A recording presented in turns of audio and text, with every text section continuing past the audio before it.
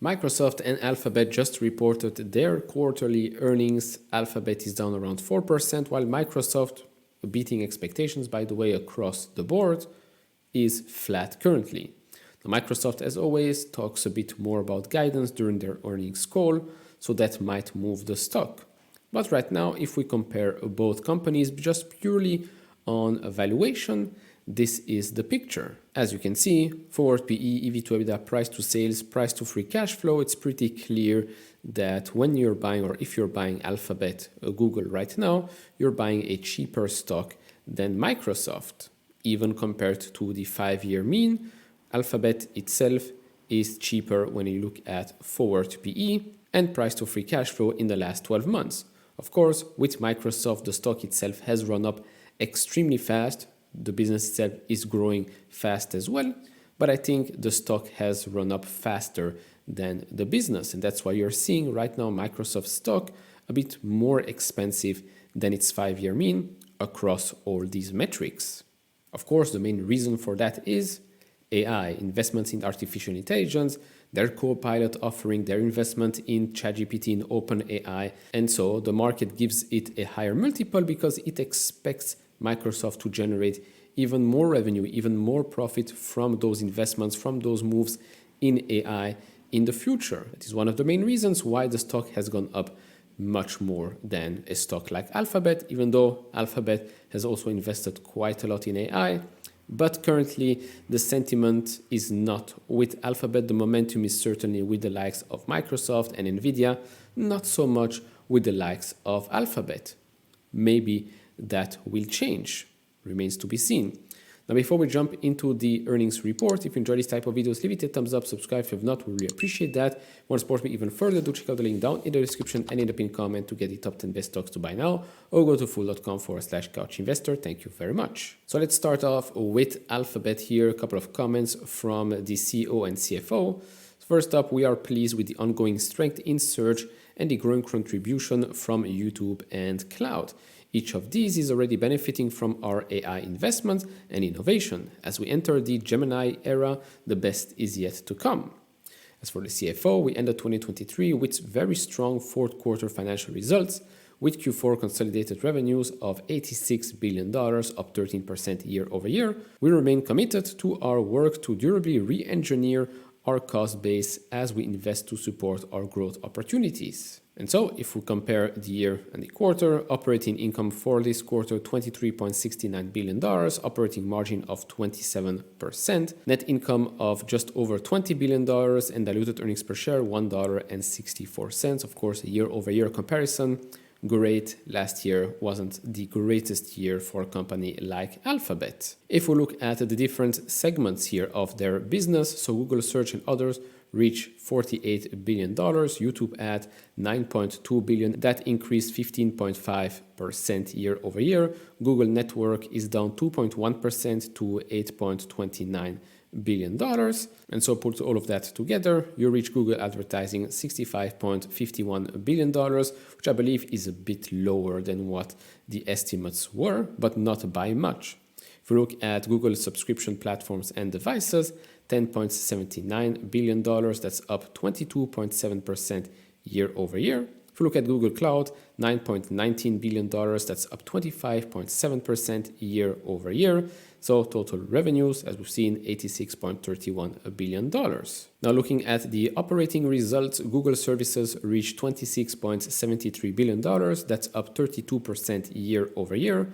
Google Cloud, of course, last year was a loss, $186 million. This quarter, a gain of $864 million.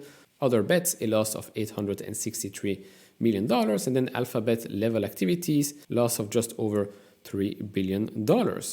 Now, they say here, in January 2023, we announced a reduction of our workforce, and as a result, we recorded employee severance and related charges of $2.1 billion for the 12 months ended December 31st, 2023.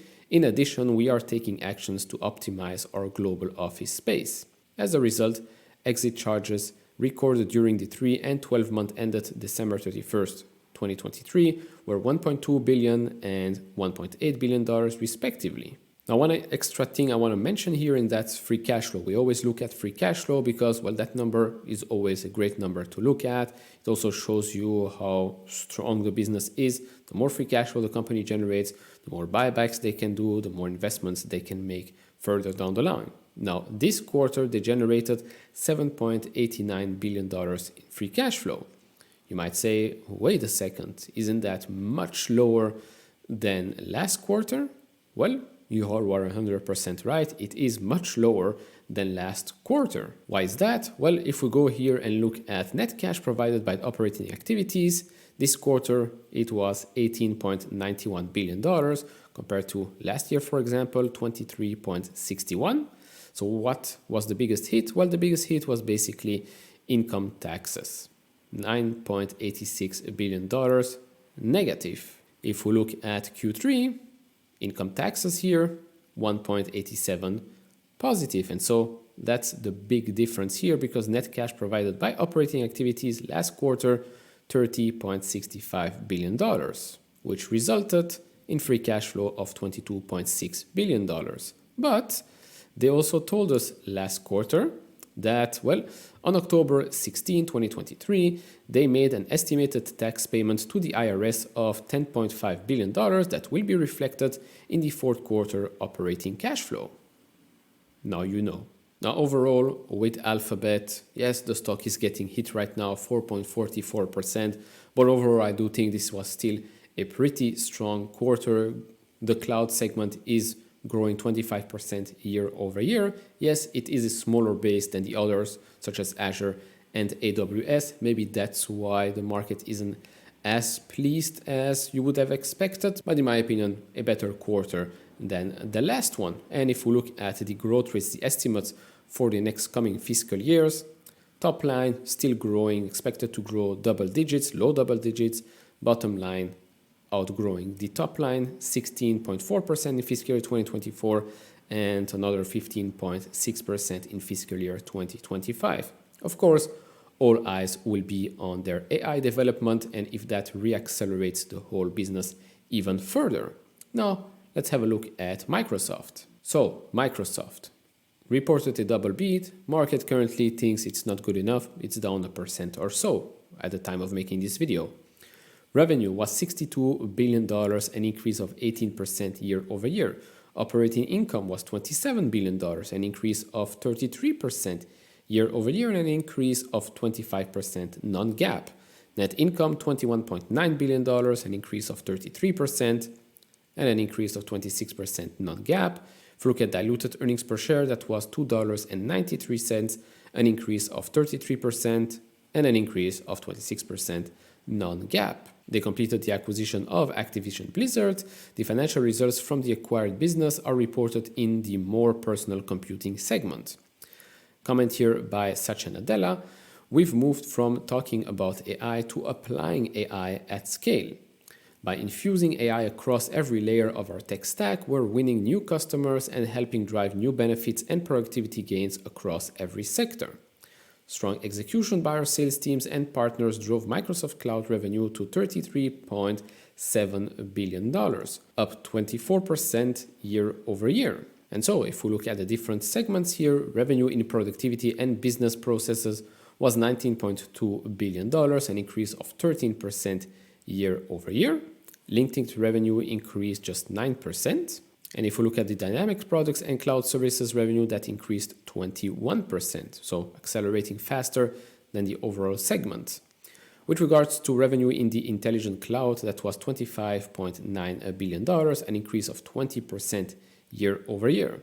Server products and cloud services revenue increased 22% year over year, driven by Azure and other cloud services growth of 30%. As for revenue in the more personal computing, that was $16.9 billion, an increase of 19%. Devices revenue decreased 9%. Xbox content and services revenue increased 61%, driven by 55 points of net impact from the acquisition of Activision and Blizzard. Search and news advertising revenue, excluding traffic acquisition costs, increased just 8%. And last thing here, Microsoft returned $8.4 billion to shareholders in the form of share repurchases and dividends in the second quarter of fiscal 2024. Remember, not calendar year, fiscal year. And so Microsoft, I mean, has this company done anything wrong in the last, 5+ years? Probably not. Of course, remains to be seen what happens with that acquisition of Activision Blizzard, how they will implement that in their company, how will they grow that segment, are they going to make it more exclusive to just Xbox, or are they going to keep it open?